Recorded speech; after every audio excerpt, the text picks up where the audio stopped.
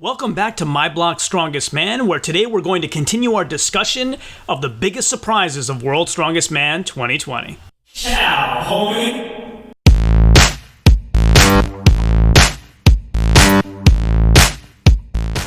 So today we're going to discuss how surprising it was to see so many biceps injuries versus how surprising it was to see a clip of a super yoke that didn't seem balanced. Well, first of all, with the bicep injuries, let's take a look at who had one. Well, if we look back at some of my videos that I put together during the World's Strongest Man week, we can see that Evan Singleton had a withdrawal with a bicep injury, and that seems to be after the dumbbell clean and press or during the dumbbell clean and press. That particular event required the competitors to pick up two dumbbells, one in each hand at the same time, clean and press them both over their head at the same time. Now, again, we didn't see video of this yet, and we won't see it until December, but you can imagine that the initial motion is almost like a bicep curl in each hand before the press overhead. So you can imagine that these competitors, who most of whom said they had never trained something like this with two simultaneous dumbbells in a clean and press, could be susceptible to a bicep injury, given that their body's not used to and not accustomed to this particular motion. So not a huge surprise there that Evan Singleton went out with a bicep injury there. Then we have to talk about the other guys who had bicep injuries before the finals, and that was Mikhail Shivlyakov and Robert Oberst. So Robert looks like he got through the loading medley. He had a log lift. He didn't have a dumbbell clean and press. And I'm going to, again, we don't have the footage, but I'm going to assume his injury didn't happen on the log lift because he is a legendary expert in the log lift and very familiar with that motion. And I don't think he would get hurt as easily there as he would with a motion that's less familiar, like the monster truck loading medley or perhaps the Atlas stone off, which is what I think happened. A lot of experienced folks are saying that this stone off is not a good idea. It's too much to put the athletes through. It's an extra exertion on some athletes that other athletes who won their group don't have to do.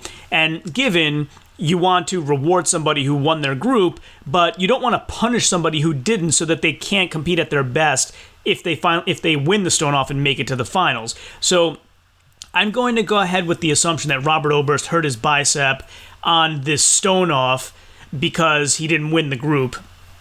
And lifting up an Atlas stone, of course, the beginning motion involves the biceps pretty heavily, in addition to many other muscles in the legs and so forth. But I'm gonna go with that. He likely hurt himself in the stone off lifting Atlas stones, not because he's not accustomed to lifting Atlas stones, but because he had to do it right after doing two other grueling events that in the same day.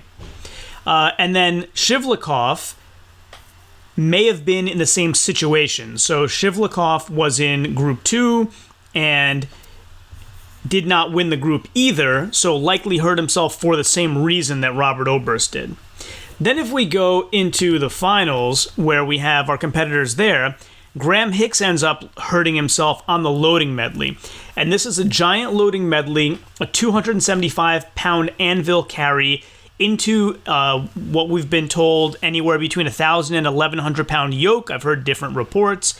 And so we try to determine which of those things Graham got hurt on. And I think the Anvil is kind of the much more obvious exercise that requires the biceps, getting it off the ground into position, holding it against your chest so that you can do the carry with it, as opposed to the yoke, which is all on the shoulders, and then stabilizing muscles in the quads and so forth, but you're not doing anything remotely close to a curl when you're picking up a yoke. So I'm going to go ahead and assume that the Anvil carry caused that. Now, what do I think about that?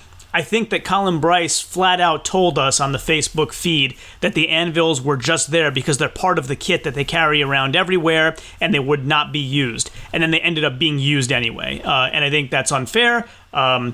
I think all the athletes saw what he said, just like we saw what he said, and they prepare mentally and physically for a particular event, and it's not cool to switch it up on them at the last second when they're prepared for one thing and have to do another one. It just seems unprofessional to me.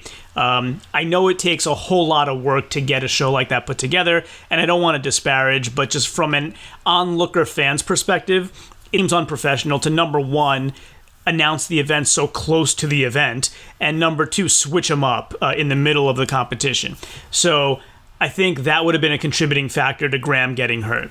So was it surprising that these things happened? Was it surprising that Evan hurt his bicep on a circus dumbbell medley? Was it surprising that Robert Oberst and Shivlyakov probably hurt theirs on an Atlas stone lift that was an extra event after they finished their two events already? Was it a surprise that that this injury to Graham Hicks happened on the loading medley that involved an anvil that everybody was told weren't going to be used? No. I mean, these are all like ridiculous changes in plans that of course are going to cause injuries, that of course are going to result in competitors not being ready or prepared because they were told one thing and went through all of the exercises mentally and physically to prepare for those things and then had to do another one. So, was it surprising to see so many bicep injuries? Yes, but when you take into account the circumstances they went through, it was no longer surprising. Of course, things like that are going to happen when preparation is not what it should be, or preparation is fine and then you changed the plan at the last second. So, the other scenario that we're comparing to is the yoke. So when I saw the clips of this yoke on the Facebook feed, I said, oh, that's kind of cool. It's a yoke with 3 dirt bike style motorcycles on it. That looks cool. That, you know, somebody thought out, what can we do that is challenging and looks cool for the fans, and let's do that. And that was my initial reaction. And then after I thought about it for a minute, I thought, well, wait a minute. This yoke has one motorcycle on the back and then one on each side.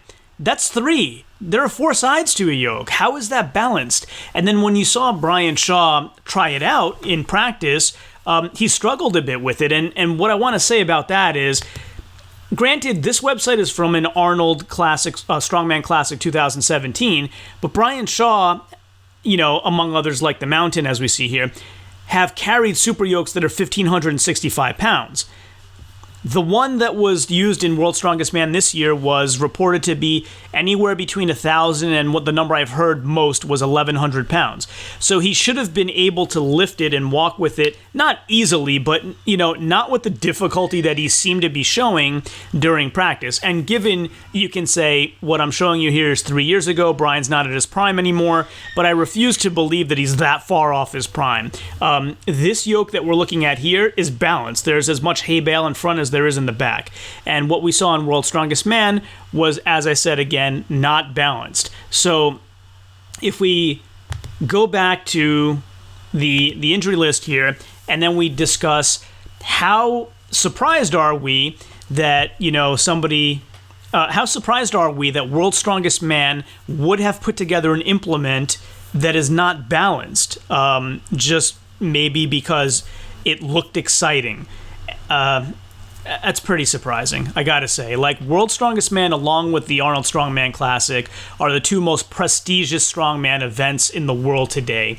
And to create an implement that seemed like it was designed more to stop the competitor than it was to highlight their skill is, you know, it's surprising that a show of this caliber, regardless of how much criticism they've gotten in recent years, would do. I just find that really shocking and really surprising when I saw that and I really thought about it. And again, I had to look at it for a few minutes before this occurred to me, but I'm not a professional promoter putting together a strongman event.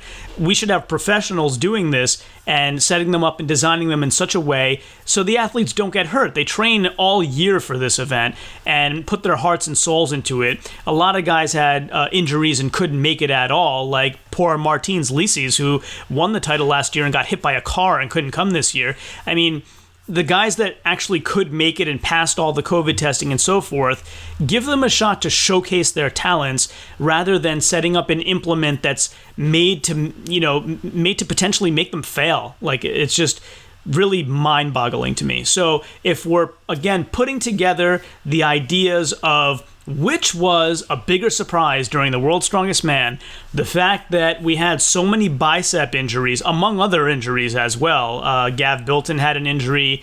Irvin Toots, I believe, went out with an injury. So what was a bigger surprise? the injuries or the fact that they had an imbalanced implement as only one part of a medley that had another implement that they were promised they wouldn't use? The latter, for sure. People get injured all the time in World's Strongest Man. In fact, if you watch Big Laz's latest videos, and I can't promote the guy enough, he's been a mentor to my channel and has incredible content. You should go check out Big Laz Official today. But even he said in one of his latest videos, World's Strongest Man has more injuries than any other event around the world. Like, it's kind of well known, and the way that he said it, he said, this is not my opinion, it's fact. If you go look at the facts, those are the facts. And it's sad to say that, but not surprising to say that. So, my grand conclusion here, what's a bigger surprise? All the injuries or making the competitors use an imbalanced implement? Definitely making the competitors use an imbalanced implement and throw in making them use an implement they were promised they wouldn't have to use. Let me know in the comments below if you agree with me, and we'll see you again next time. So if you like this video and want to learn more about any of the products I described during this video, make sure to check out the links in the description below. So if you like this video and haven't done so yet, please consider subscribing using that button right there. And also stay tuned for some other videos that you might love blooping up right there. This one is the one that YouTube thinks that you will like the best, and this one is the one that I think you will like the best. As always, share this with everyone, and until next time, ciao, homie.